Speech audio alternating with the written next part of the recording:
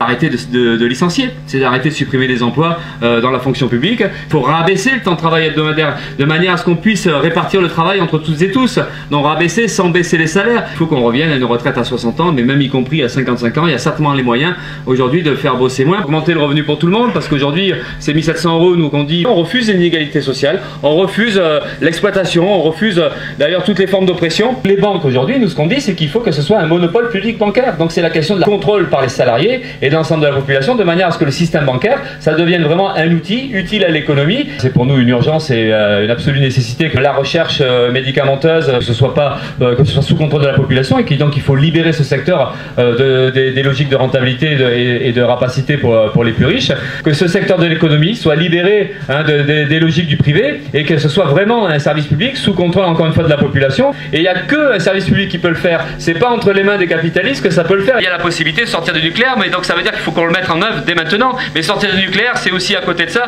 la question des énergies fossiles qu'il faut en sortir aussi. Donc la question des énergies renouvelables, comment on investit là-dedans, comment on développe, développer tous les transports collectifs, notamment les trains, combattre les lignes LGV qui sont complètement contre-productives parce qu'en fait c'est des grandes lignes principales pour servir les plus riches. Ce service public-là, c'est obligatoirement la question de l'expropriation des grosses multinationales, que ce soit Total pour le pétrole ou que ce soit après les boîtes semi-privées comme Areva autour du nucléaire. L'emploi peut être créé évidemment dans les énergies de transition, et puis surtout le nucléaire, même si on l'arrête, malheureusement d'une certaine manière, il y aura besoin d'énormément de salariés, puisqu'en fait il faudra traiter les déchets, ils ne savent même pas comment les traiter aujourd'hui.